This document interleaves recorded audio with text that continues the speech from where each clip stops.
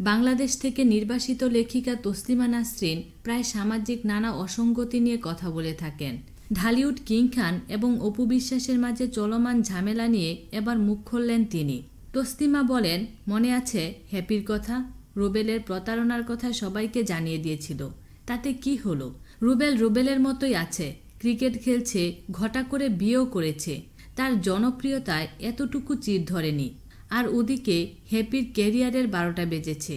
লোকেদের নিন্দে শুনেছে হ্যাপি, গালাগালি খেয়েছে, শেষে বাধ্য হয়েছে মুখ লুকোতে। অপু বিশ্বাস তার স্বামী সাকিবের প্রতারণার কথাও সবাইকে জানিয়ে দিয়েছেন।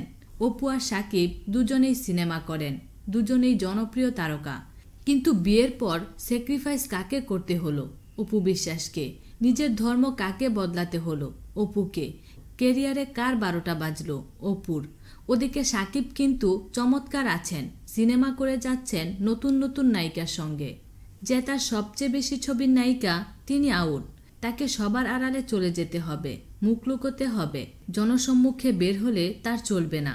তাকে একা একা ভুগতে হবে, গর্ভাবস্থার যন্ত্রণা আর ঝুঁকি একা একা ভোগ করতে হবে, একা একা কাঁদতে হবে, একা একা জন্ম দিতে হবে সন্তান। অপুর সেই কষ্টের যন্ত্রণার সন্তান হবে স্বামীর সন্তান। সন্তানের নামের শেষে যোগ হবে অপুর নয়, সাকিবের সারনেম।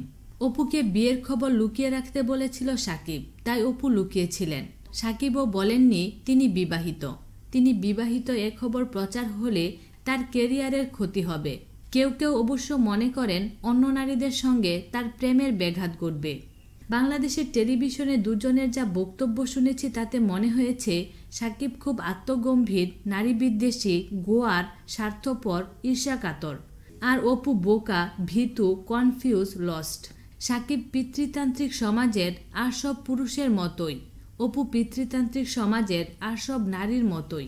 অপু সংসার বলতে বোঝেন রান্না করা, বাসন মাজা, কাপড় ধোয়া। এক প্রশ্নের উত্তরে তিনি বলেছেন, আমি তো সাকিবের সাথে সংসার করেই আসছি।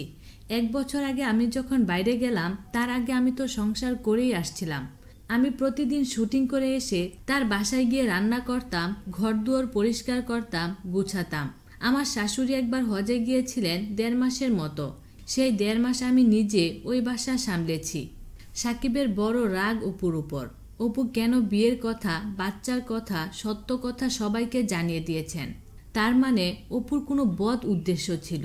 অপু সাকিবের আদেশ মানেননি, চুপ করে থাকেননি, আড়ালে থাকেননি। তার মানে অপু খুব খারাপ। সাকিব বলতে চাইছেন অপু শুধু সাকিবের বউ হয়ে থাকতে চান না, নায়িকা হতে চাইছেন। সুতরাং অপু লোভী। আমার প্রশ্ন, সাকিব কি শুধু অপুর স্বামী হয়েই থাকতে চাইছেন না? তিনি তো দিব্যি নায়ক হচ্ছেন এবং ভবিষ্যতেও নায়ক হতে চাইছেন। তাহলে সাকিব কি লোভী নন? মুশকিল হলো সাকিব লোভী, স্বার্থপর, ঈর্ষাকাতর হলেও তাকে কেউ বলবে না তিনি লোভী, স্বার্থপর, ঈর্ষাকাতর। বরং অপুকে বলবে। মেয়েরা পুরুষদের জন্য যত ত্যাগ করবে, পুরুষ তত অভ্যস্ত হবে মেয়েদের ত্যাগে, তত তারা ভাববে ত্যাগেই মেয়েদের জন্মের সার্থকতা। মেয়েরা ত্যাগ করতে ভালোবাসে, ত্যাগ তাদের ডিএনএতে আছে। ত্যাগী মেয়েদের চরিত্র। মা সন্তানের জন্য নিজের সর্বস্ব বিসর্জন দেবে, প্রেমিকা প্রেমিকের জন্য দেবে, স্ত্রী তার স্বামীর জন্য দেবে। এর অন্যথায় হলে মেয়ে বদ, মেয়ের চরিত্র নষ্ট। অপু বিশ্বাস এই সমাজের সব নারীদের মতোই ভিকটিম, স্বনির্ভর হয়েও, স্বনামধন্য হয়েও ভিকটিম। তিনি নারী বিদ্বেষী এই নষ্ট সমাজের করুণা পেতে চান, তাই স্বামীর বাড়ি গিয়ে ঘরদুয়ার পরিষ্কার করে আসেন। প্রফেশন ছেড়ে দেওয়ার জন্য স্বামীর যে আদেশ তা মেনে নেন। লোকচক্ষের আড়ালে চলে যাওয়ার অন্যায় আবদারও মেনে নেন। অপু সর্বস্ব ত্যাগ করেন। সাকিব তাকে অপমান শুরু থেকেই করছে, কিন্তু তারপরও তিনি অপমান সয়ে গেছেন। সম্ভবত সাকিবের ভিন্ন নারী সঙ্গের কারণেই তিনি এমন চূড়ান্ত অপমানিত বোধ করেছেন যে সাকিবের আদেশ অমান্য করে অন্তরাল থেকে বেরিয়ে সামনে এসেছেন। ত্যাগী হয়েও মেয়েরা সবসময় রেহাই পায় না। আদেশ অমান্য করার শাস্তি তাকে পেতেই হবে।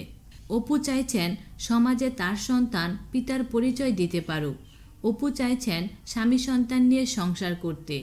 পরনির্ভর মেয়েরা যখন কাঁদে, আমি বুঝতে পারি তারা অসহায়, কিন্তু প্রতারক স্বামীর জন্য স্বনির্ভর নারীর চোখের জল আমাকে বিষণ্ণ করে।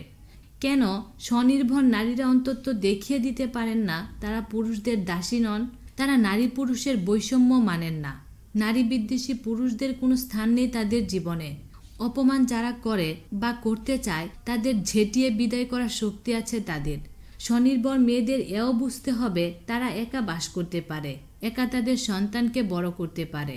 দুষ্ট গরুর চেয়ে শূন্য গোয়াল কতটা ভালো আমি জানি না, তবে দুষ্ট পুরুষের চেয়ে একা সংসার ঢের ভালো। অপুর অভিজ্ঞতা যেন মেয়েদের সচেতন করে, কাউকে অপুর মতো ভুগতে না হয়। কোনো স্বনির্ভর মেয়েকে যেন কোনো অপ্রেমিক পুরুষের জন্য এক ফোঁটা চোখের জলও ফেলতে না হয়। কোনো মেয়েকে যেন শারীরিক মানসিক অত্যাচার করার সুযোগ কোনো পুরুষ না পায়। মেয়েরা যেন বোঝে ত্যাগ মেয়েদের ধর্ম নয়। পুরুষদের মতো মেয়েদেরও সুখে সম্মানে স্বস্তিতে সানন্দে বেঁচে থাকার শতভাগ অধিকার রয়েছে। বিনোদন জগতের নিত্য নতুন খবরাখবর জানতে আমাদের চ্যানেলটিতে সাবস্ক্রাইব করার জন্য আপনাকে আন্তরিক ধন্যবাদ।